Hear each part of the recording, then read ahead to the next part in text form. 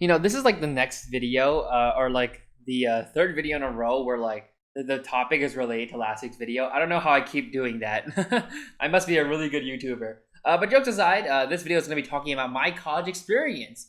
Obviously, I'm not having the greatest time. I think I've made it clear in my video so far that I'm not really having the most fun in college right now. But this is just me talking about my experience. Everyone's experience is different.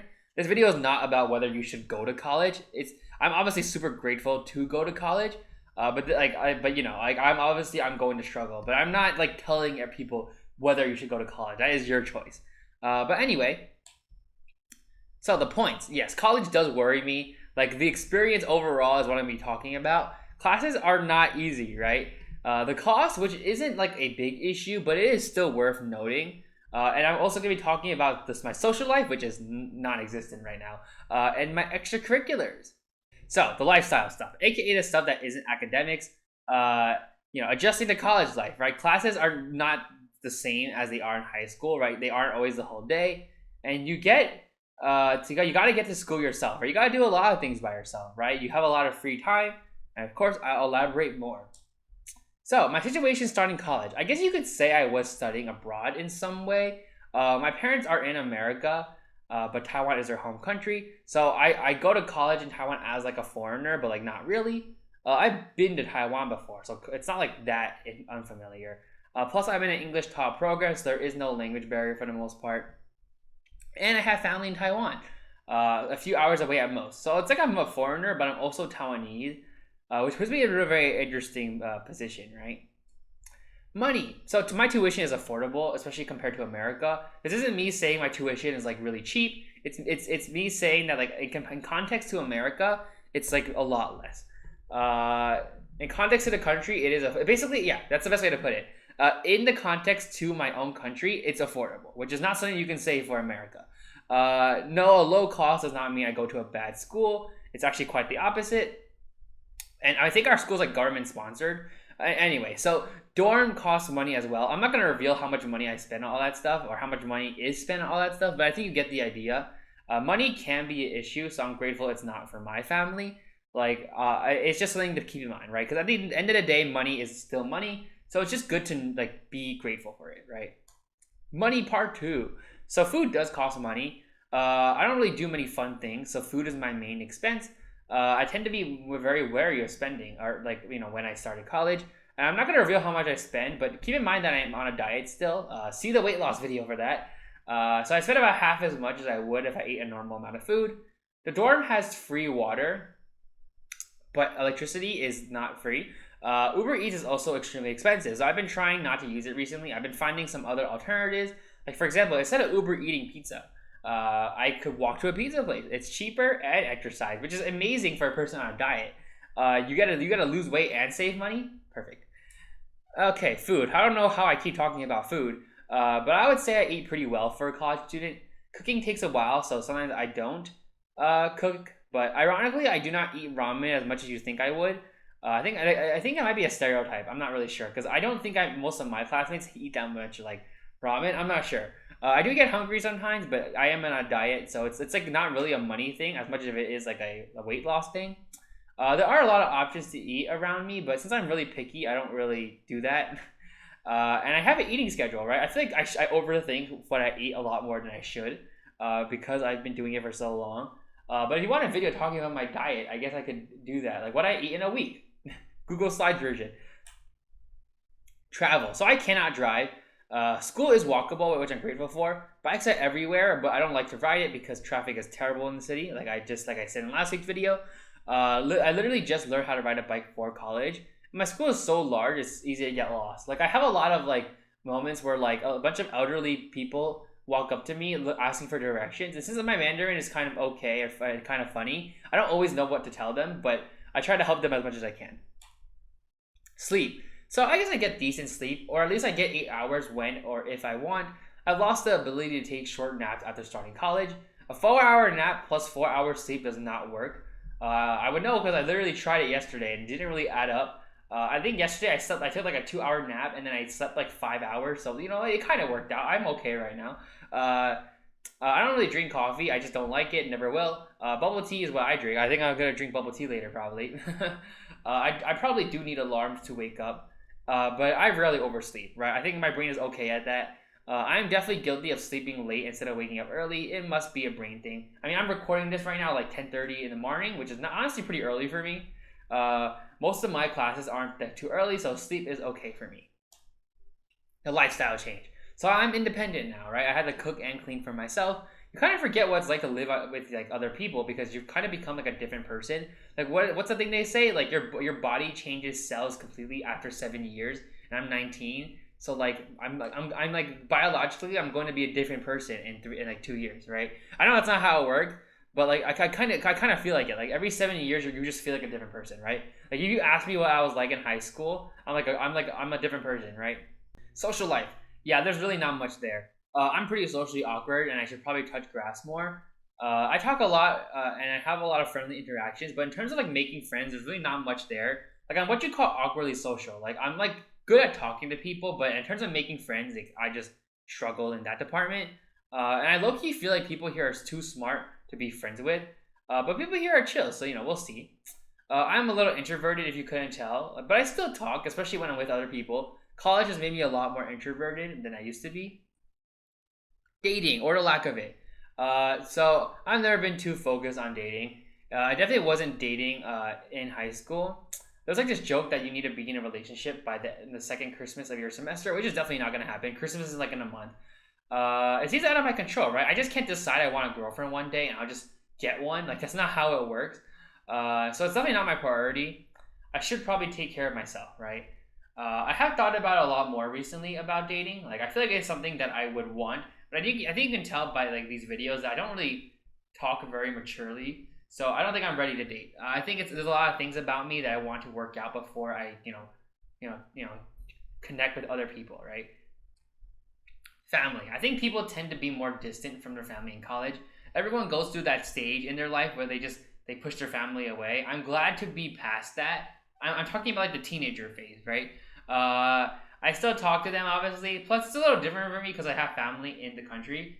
But yeah, please, there's really no reason to push away your family. I feel like this is not something I can say much about because everyone's family is different. But in general, just keep your family close. They take care of you, and they always will. You'll always be their child. Anyway, extracurriculars. So clubs here don't speak English, understandably. So I don't fully understand, but I guess I kind of get what's going on. It's a good opportunity to meet people with similar interests. Currently, I'm in a music production club, which I feel like I've mentioned once or twice. And there are a ton of clubs here, right? Like there's a Pokemon club, which I think they play a lot of Pokemon Go, which I think is hilarious because I'm not gonna pay a club money to play Pokemon Go with you guys. But it's funny. It's funny that they have it. Like if I wanted to go Pokemon Go, I would just play it myself, or maybe just call up a friend and do it for free, right? Okay, language barrier. So it's not a huge issue, especially in daily conversation. Only a problem when listening to like a long speech in Mandarin, which is the thing because in club that's what they do, right? They teach stuff in lectures. Even though Mandarin isn't required for my major, it still is like kind of helpful, right? Like I'm probably in a better scenario than most of the people in my major since it's a foreign major. I'm like Taiwanese, so I know some Mandarin, but some people are from like other countries that don't speak Mandarin at all. A lot of people assume I don't know any Mandarin. They think I look kind of European, which is not true. I do take Mandarin classes, but Asian Americans are not as common here as you think. We have Europeans, we have Asian Europeans, but Asian Americans are not that common, which is interesting. The academic part. So I already made a video talking about this. I don't want to talk more about this. Like I already made a video talking about it, and that video wasn't particularly fun, or it was fun, but it was not particularly happy, right? So just look at the words and maybe watch the video yourself. Okay, hard classes. So physics and calculus are all that jazz. Once again, I'm not going to read the rest of this. You already know what I'm going to say here. I hate it. Lectures. So they're usually kind of a waste of time. Like I think most lectures for me have been like 2 to 3 hours. It's just a teacher talking for 2 to 3 hours. And like frankly, it's kind of hard to tell if a teacher is good here because they're just kind of reading off a slide. So whether they actually know what they're talking about is not something I can say. But I have trouble focusing. I might have ADHD. So I think like it's a mess, right?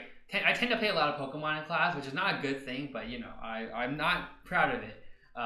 Teachers like almost never call on you. Like I feel like that's like the big issue with college classes that the teachers like never call on you, right? You don't feel like there's a sense of like interaction, right? Classes I didn't hate. So this video is mostly negative, but there are some classes that I didn't hate. Chinese is the only class where you get to speak and talk, because as long as you are speaking, like in Mandarin, right, you are still learning, right? It's probably one of the only classes where you feel like you're learning instead of passing, because you're building those conversational skills. Uh, Intro to engineering is the only time where I actually built something, so I actually got to do engineering related stuff.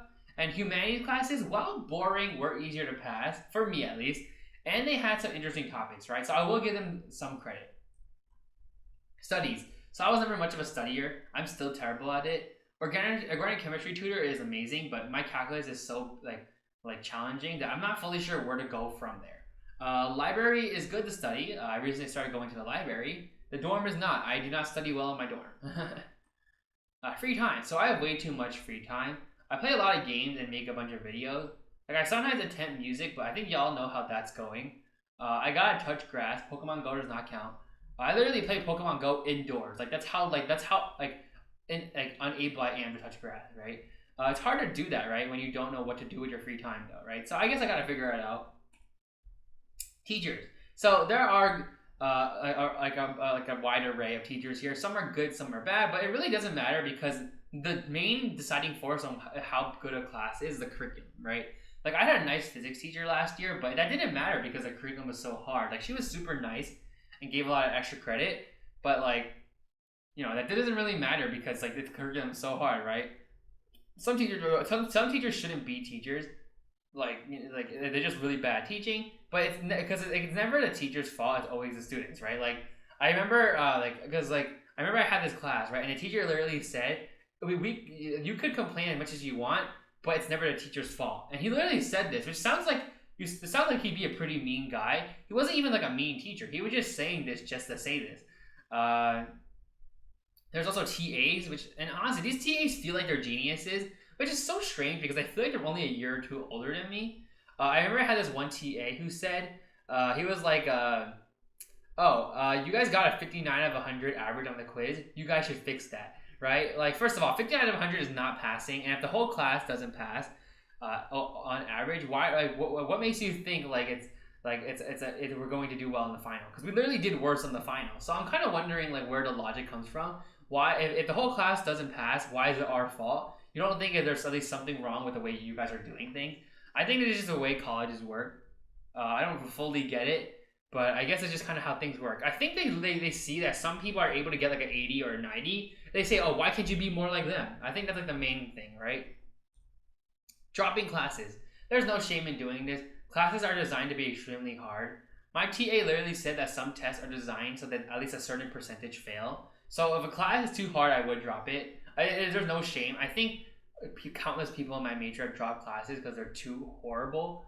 I remember one time my grade was so terrible in a class. The teacher told me it wasn't possible for me to pass at that rate, and they told me to drop it. So yeah, there's no shame in it, and you really shouldn't feel bad. Comparing. People would definitely get higher grades than you. I definitely have a problem of comparing myself to other people, but I try not to do it, but I'm not that great at it. Like, they often say things like, oh, it was so hard, and they get like a passing score. And things like this like really make me feel bad because, like, it's like, well, if it was I guess it was kind of hard, but not everyone knows these things naturally or like knows how to do these things as simply as you make it seem, right? And like at this point, it's like they're trying to be humble. I get it, right? Oh, it was so hard, and I'm gonna be so like screwed. But like, there's between being humble and like being realistic, right? You studied, you got a good grade on the last test. You're going to do fine on this one. Like, it's like there's a thing called being too humble, right? It makes other people feel bad if you talk like this because you say you do so bad and you end up getting a great score. For the people who actually get a low score, it makes them feel worse. So they're not really mean people, but they're so smart it kind of comes off as like they're better than you, even though they don't mean it like that. I think it's important to focus on myself. Like, obviously, because like, I literally just complained about it. I am not great at this, but I definitely think it's good to focus on yourself in terms of grades because we're all on our own journey. Group projects. Yeah, I hate group projects here. People here in my major especially like to wait like 20 minutes before it's due to start them. I think it's because group projects don't really require much studying or much like brain application or whatever that means. So like they think it's like low priority. So they like I like to start early. That's just my personality. I think you see where this is going. Like, I don't always know what I'm doing in the subject, but I always like try to do as much as I can. But because these people are so smart, I guess they just put it off till the last second, and it bothers the heck out of me. Like group projects here are either they don't know what they're doing and don't do anything, or they know what they're doing but they do it like 2 minutes before it's due, and there really is no in between. The mental aspect, like overall, I'd say like college is like stressful. I felt lost many times. You really shouldn't hesitate to open up. This video is literally existing so I can vent my emotion. Uh, so the goal, like I don't really know what the goal is, to be honest. Like I guess it is to graduate. Like I feel like I don't really know what the goal is, because I feel like yes, you do need to graduate, but other than that, college, you need to have a goal of what you want to do with your life. But I don't really know what that is, right? I can't really say engineering is really the goal anymore because I'm not having as good as a time with it as I used to. But college just feels like something I need to do, just the fact of my life. And I can't say I love it. In fact, I kind of hate it right now. But it's important to find joy and value where you can. Like college is a great opportunity, and I'm grateful for it. I'm grateful to be able to go to college, and I'm grateful that I have the resources to like find my future path. I just need to find my way, right? Like I am super appreciative of this opportunity. So I think that's like the takeaway from this video, right? College is not always great, but I think it's good to keep in mind like we have the ability to accomplish a lot because of college. So hopefully this video was good for you. It made you feel a little better. Hopefully you're a little less stressed watching it. I know I am. But thanks for watching. Bye.